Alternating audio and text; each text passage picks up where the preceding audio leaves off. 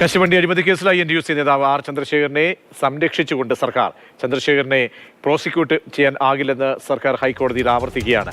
CBI കുറ്റപത്രത്തിലാണ് സർക്കാർ വീണ്ടും അനുമതി നിഷേധിച്ചത്.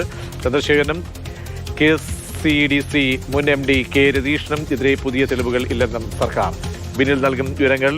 ബിനിൽ, അങ്ങനെ അകമഴിഞ്ഞ് ചന്ദ്രശേഖരന് സംരക്ഷണം ഒരുക്കുകയാണോ സർക്കാർ? ഇപ്പോൾ കുറ്റപത്രത്തിൽ മറ്റു തെളിവുകളൊന്നുമില്ല പ്രോസിക്യൂട്ട് ചെയ്യാൻ എന്നാണോ പറയുന്നത്? വീണ്ടും പ്രതീഷ്, ഇവിടെ അഴിമതിക്കെതിരെ ഒരു വശത്ത് സംസാരിക്കുകയും അഴിമതി കേസിൽ ഒരു പ്രോസിക്യൂഷൻ അനുമതി INTUC നേതാവ് ആർ ചന്ദ്രശേഖരന് നൽകാതിരിക്കുകയും ചെയ്യുകയാണ് സർക്കാർ ചെയ്യുന്നത്.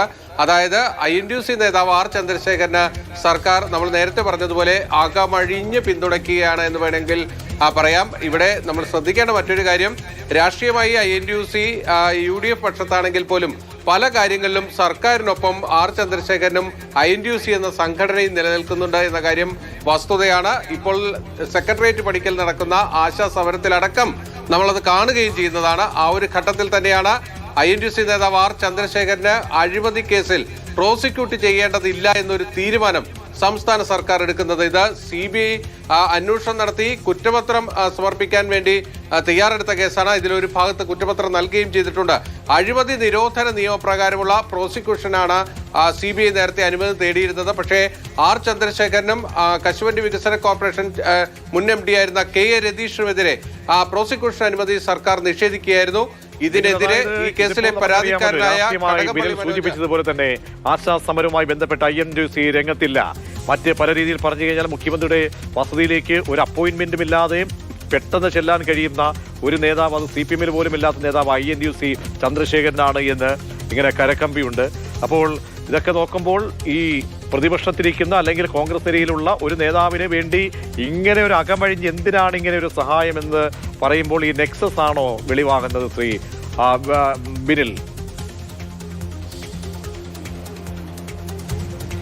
പ്രതീക്ഷ, ഇവിടെ ഒരു നെക്സസ് ഉണ്ട് എന്നത് നമുക്ക് ആ രീതിയിൽ തന്നെ സംശയിക്കേണ്ടിയിരിക്കുന്നു. കാരണം ഈ പ്രതിപക്ഷത്തിരിക്കുന്ന ഒരു തൊഴിലാളി സംഘടനയുടെ നേതാവിനെതിരെ വലിയൊരു അഴിമതി കേസ്, ആ അഴിമതി കേസിൽ CBI അന്വേഷണം ആവശ്യപ്പെട്ടത് ഹൈക്കോടതി തന്നെയാണ്. ഹൈക്കോടതിയിൽ വന്ന ഒരു ഹർജിയുടെ അടിസ്ഥാനത്തിൽ കോടതി പരിശോധിച്ചാണ് ഇതിൽ CBI അന്വേഷണം വേണമെന്ന് പറഞ്ഞുകൊണ്ട് CBI അന്വേഷണത്തിലേക്ക് പോകുന്നത്.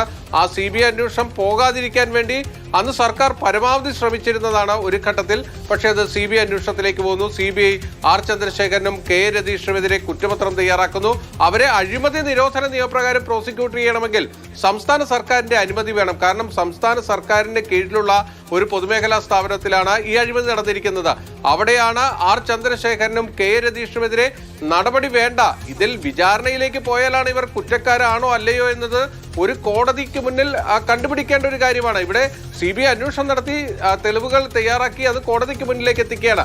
അതിൽ പ്രോസിക്യൂഷനെ വേണ്ട എന്നൊരു നിലപാട് സർക്കാർ എടുക്കുന്നു എന്നതാണ് ഇവിടെ അത്ഭുതകരമായിട്ടുള്ള കാര്യം. കാരണം ഇതിന്റെ വളരെ വിചിത്രമാണ് ഇങ്ങനെ ഒരു ആനുകൂല്യം എന്തുകൊണ്ട് പ്രതിപക്ഷത്തിരിക്കുന്ന കോൺഗ്രസിന്റെ ഭാഗത്തുള്ള INTUCയുടെ പ്രസിഡന്റ് നേതാവ് ചന്ദ്രശേഖരനെ എന്തിനാണ് ഇങ്ങനെ സംരക്ഷിക്കുന്നത്?